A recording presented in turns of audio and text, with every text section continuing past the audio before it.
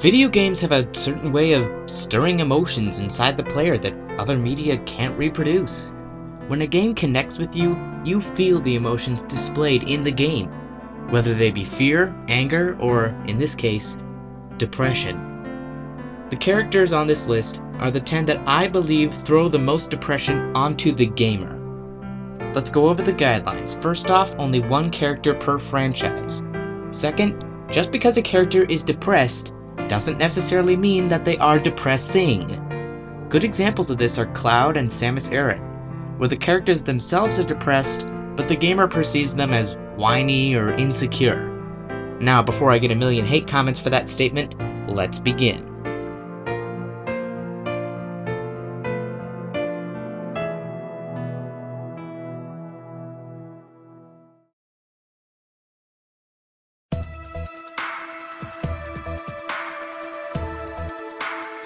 What better way to start off a list than with a curveball?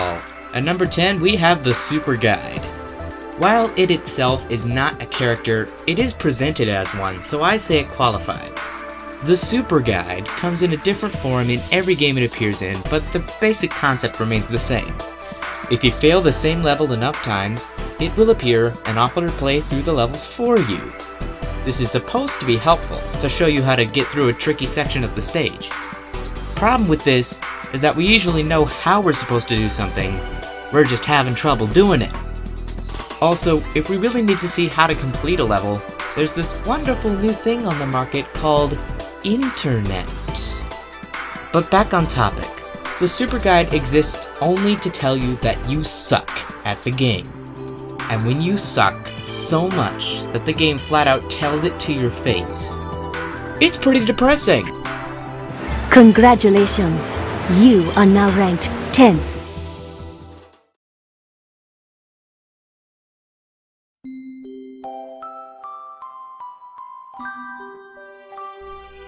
Here's a good example of a character who is depressing even though they themselves are not depressed. Rosalina from Super Mario Galaxy. Now, I know what you're thinking. What the hell happened to the one per franchise rule? Well, for one thing, the Super Guide doesn't just appear in the Super Mario franchise. Also, as I discussed earlier, it's not technically a character. Lastly, it's my list, no one else's. Anyway, back to Rosalina. I'm not sure why she's so depressing, but she is. Maybe it's her appearance, maybe it's her music, maybe it's her backstory. Actually, it probably is her backstory, let's just skip to that. Rosalina was a little girl when she first met a Luma. This particular Luma was waiting for its mother, and Rosalina promised to help it find her. The two set out to find the Luma's mother, but she couldn't be found.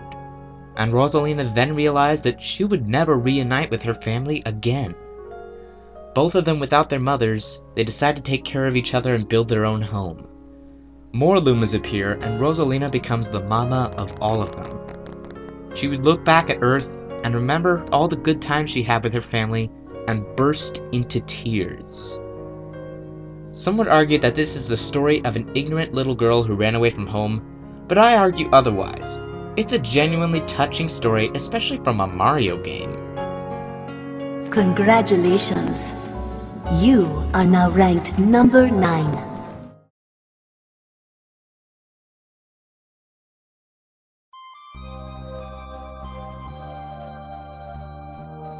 In general, robots are not typically shown as having emotions. However, Zero from the Mega Man X series is an exception. So much so that Fawful's minion sees him as the greatest robot in video game history. Hell, he even got his own series! But he is at his best in the Mega Man X series. Now, for most of the games, Zero doesn't really have a personality to speak of. He's extremely driven to accomplish his goals, which makes sense because he's a robot, but it isn't until Mega Man X4 that we see what a great character Zero really is. He still has his undying determination to eradicate the Mavericks, but it is taken to a whole new level. In Mega Man X4, the Repla Force is created to fight alongside the Maverick Hunters. However, the General begins to betray his creators, which leads to him being labeled as a Maverick, along with his entire army. Due to how Zero was programmed, Zero destroys every last member of Repla Force, including Iris. the Colonel's affectionate and innocent sister. Iris's death was a real eye-opener to audiences, as we began to see the true colors of Zero. He's a robot. He's been programmed to search out and destroy the Mavericks, and he does so without question. Even when certain characters had been his allies and even friends in the past, he's still programmed to kill them, and does so. He is fully aware of all of this, and even feels genuine emotion.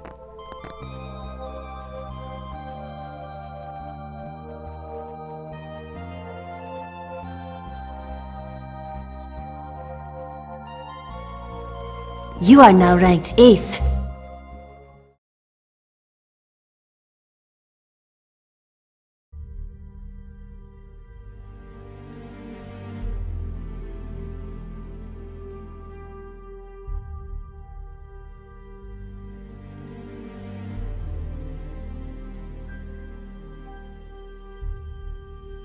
Oh, I can feel the hatred. Old Snake is only number 7 on my list. Now, that doesn't mean he isn't depressing. I mean, if he wasn't, he wouldn't be on this list at all. I just happen to think that there are 6 more characters that are more depressing than him. But, back to Snake. The main reasons why Old Snake is so depressing are as follows. 1. He's been injected with the Foxdie virus, which will eventually spread and become an epidemic. 2. His friends and loved ones are beginning to spontaneously drop dead in front of him. 3. He doesn't hold himself in high regard, despite all the great things he's done. 4. He hasn't truly lived his life the way he should. And 5. All these things combined lead him to attempt suicide. However, it's only an attempt. Now, fans of the series have known Snake since the beginning, and they've built up a very deep connection to the character. This causes them to feel the emotions the character feels. However, Metal Gear Solid 4 was the first game in the series that I ever played. Ergo, I never found that connection with Snake that others have. Nevertheless, Snake is a great character. Young or old, 8-bit or fully animated, he's one of the best out there. You are now 7th in rank.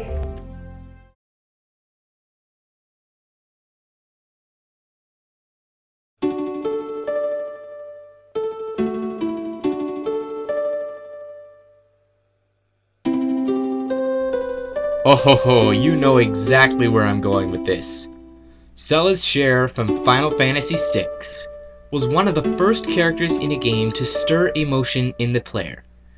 The game was released in 1994 on the Super Nintendo, and the 16-bit Celes captured the hearts of gamers across the globe. She was a general of the Empire before she was sentenced to execution for questioning the king's judgment. She's rescued by Locke Cole, and they seem to develop a personal relationship. Later in the story, Kefka tells the team that Celes is acting as a double agent. After that, no one on the team trusts her completely, not even Locke. However, her place on this list was sealed after Kefka ravaged the planet. In the world of Ruin, the game opens on Celes. She's been nursed back to health by Sid. However, he's now become ill and eventually dies. Celes becomes overrun with emotion. She sees the destruction that Kefka has caused, and she is sure that none of her friends were lucky enough to survive like she did. With all this running through her head, Celes attempts suicide. As she falls off the side of the cliff, we see her crying. As a gamer, we felt a connection to Celes with her constant misjudgment and relationship with Locke.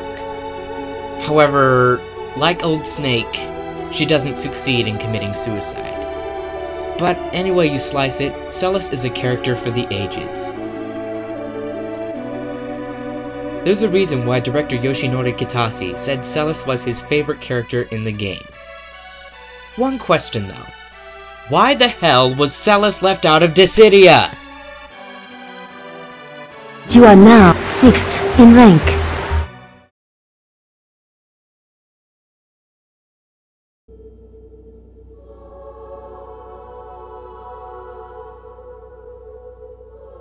Ignitus is awesome.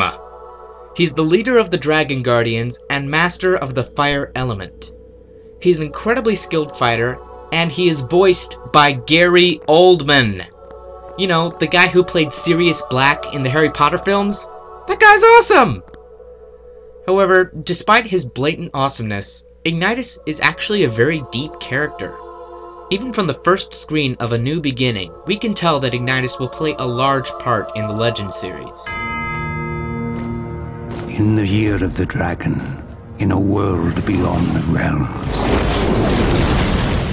I, like all the others, awaited the birth of the dragon of whom the prophecies foretold. But the Dark Master heard the prophecies as well. I should have hidden the eggs long before, but I thought we were ready. I thought they were safe. Oh, how I was wrong. Ignitus will regret that decision for the rest of his life. And his entire afterlife. Spoiler alert! Anyway, Ignitus manages to save Spyro from being destroyed by the Dark Master's forces. When Spyro finds Ignitus years later hiding in the swamp, he's been stewing in his own failure the entire time. In fact, he's now convinced himself that the rule of the Dark Master cannot be prevented, even to the extent that he himself cannot defeat a small army, even though, as we see, he's perfectly capable of doing so. He also reveals that the Guardians had fought against the forces of Cinder recently, and that he had been the only Guardian to escape, thus perpetuating his guilt even further. Throughout the game, Ignitus continues to blame himself for all the destruction that's been caused, and for all the dangerous things Spyro has encountered. He also takes on the role of a father figure to Spyro, giving the gamer a personal connection to the character. At Munitions Forge, Spyro is about to be captured by Cinder when Ignitus appears and draws Cinder's fire. Eventually he loses to Cinder, after which he is dragged to her lair where he is forced to power the final crystal and release the Dark Master. Seriously, what is it with this guy and bad luck? Now, don't get me wrong, everything I just said is very depressing, but it's Ignitus' role in Dawn of the Dragon that puts him on this list. In order to face Malphor, Ignitus takes Spyro and the now befriended Cinder to the edge of the Belt of Fire, an intense area of dark energy and power. About halfway through the belt, he becomes overwhelmed by its power.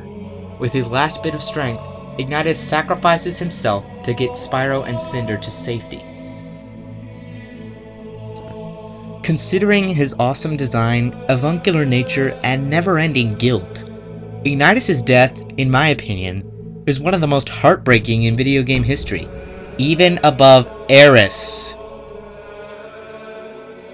Hands down, Ignitus is one of the best characters ever. However, there are still 4 more on this list, so let's continue.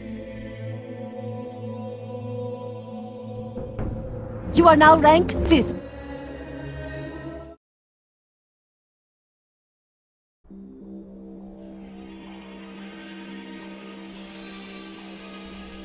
The second you saw the title of this video, you knew that Alice Twilight would make it on here one way or another. Being from a game centered around decapitating people, Alice is a shocking contrast to the rest of the game, and we love her for it. At this point in her life, Alice is weary of her life as an assassin, and she's questioning why she's killing all these people. She has very deep thoughts and is very level-headed, giving her an almost unsettling personality. While Alice isn't a main character of the game, she's more depressing than any of the previous contenders because of how she influences Travis.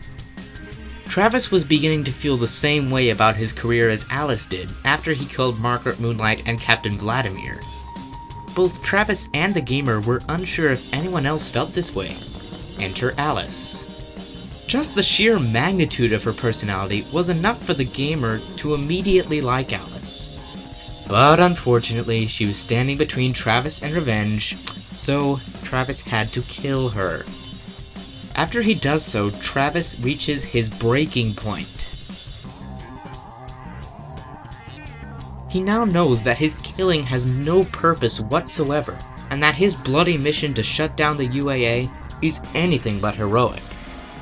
He then becomes consumed by his need for revenge and pulls out all the stops to kill Jasper Bat Jr.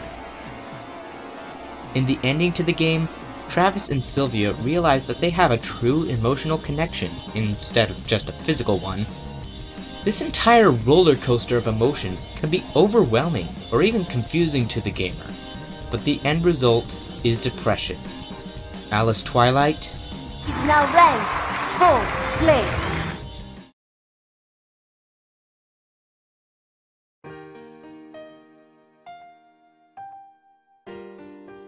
Anyone who pays attention to my music videos knows that one of my favorite video game characters of all time is N, the king of Team Plasma.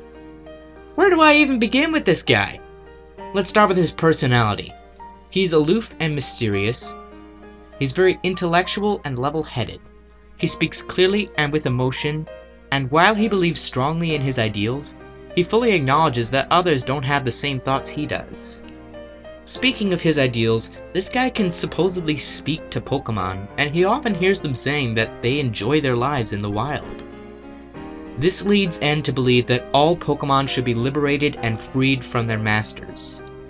Throughout the game, he will appear often enough so that you don't forget about him, but sparsely enough so that he only stays in the back of your mind. This leads to his appearances being very surprising and even unsettling at times. However, he really starts to become depressing through his interactions with the protagonist. He hears the Pokemon of the protagonist saying that they want to be with him, they want to fight for their friend. At first, N simply shrugs this off, but after his father is defeated, he realizes that Pokemon are better off with their trainers, and tells the protagonist to go forward with his life as a Pokemon trainer. As an act of finality, N releases his dragon, and bids the gamer farewell. I don't care how much backlash Generation 5 gets, N is the greatest character in the Pokemon series. His ideals are well thought out and strangely reasonable. His personality paints him as a very deep and thoughtful character, and that ending made me shed a tear. Congratulations, you are officially ranked 3rd.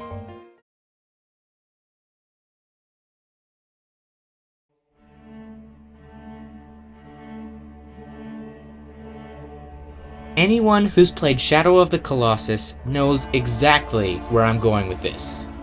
Wander. What can I say about this guy that hasn't already been said? I'll tell you, nothing. I could easily cop out with a segment from the Autarch of Flame or Fiery Joker, but I won't. Shadow of the Colossus in general is one of few games truly made for art's sake. First off, Wander is told by an unknown entity that he can revive his love if the 16 Colossi are killed. Wander, desperate to resurrect Mono, trusts the voice and goes off to kill the Colossi. The Colossi are gargantuan creatures which, for the most part, are relatively peaceful. With each Colossus the player slays, they are left to sit and wonder if killing these magnificent creatures is worth resurrecting a girl. The final battle with Malice exaggerates this enormously when Wander's horse falls off the side of a cliff. After destroying the final Colossus, the player returns to the chamber where Mono lies. After this, we find out that the voice speaking to Wander was that of a conniving demon. The final act of Shadow of the Colossus is as depressing as it is anger-inducing. Dorman takes over Wander's body, and the Royal Guard comes to execute Wander for killing the Colossi. Even as all of this is going on, Wander continues to struggle towards Mono's body. Oh yeah, she's still dead! And all our suspicions for killing the creatures falls on us like a ton of bricks. For anyone who hasn't played Shadow of the Colossus, you have no idea what this game is like. You don't. And you never will until you play the game. You are now officially ranked 2nd.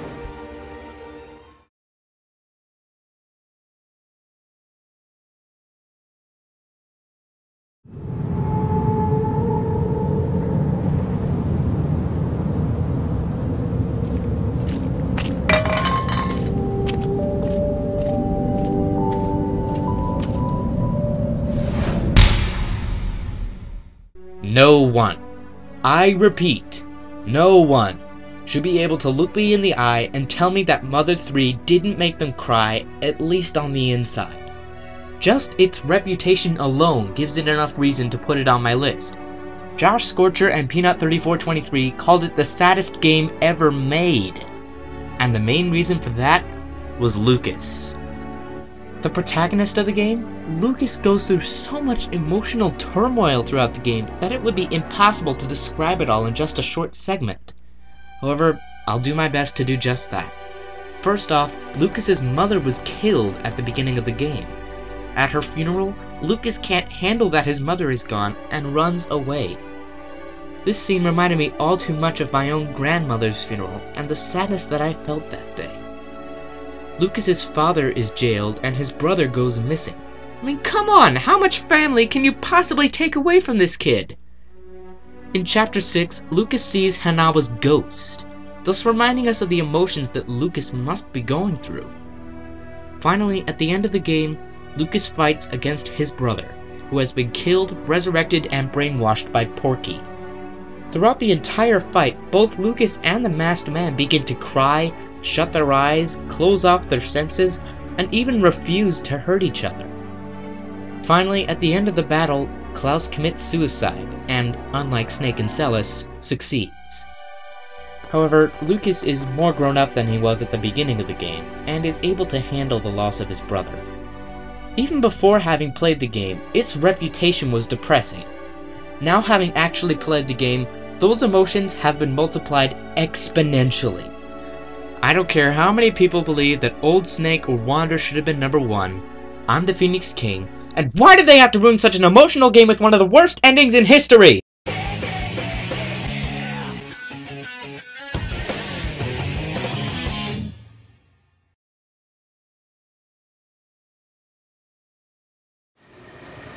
Well, now I'm really depressed.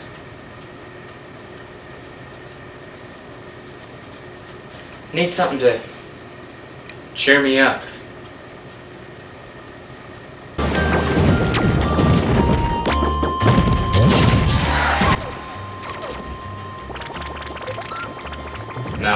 No. It's not working. I know. How about a movie? Yeah!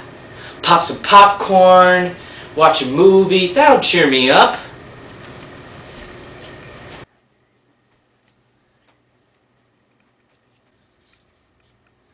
Ah, Jim Carrey. Perfect.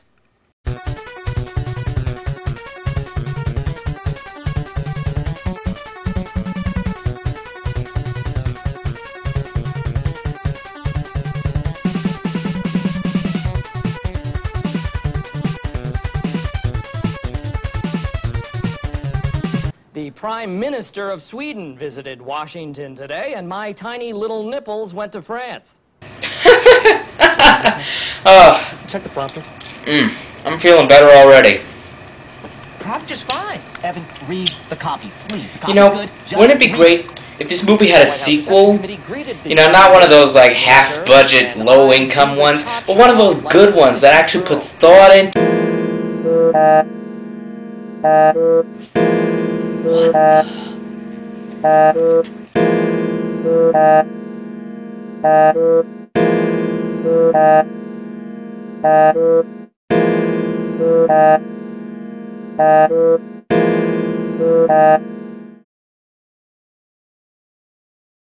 Okay guys, I've gotten a lot of requests for me to change the format of my videos.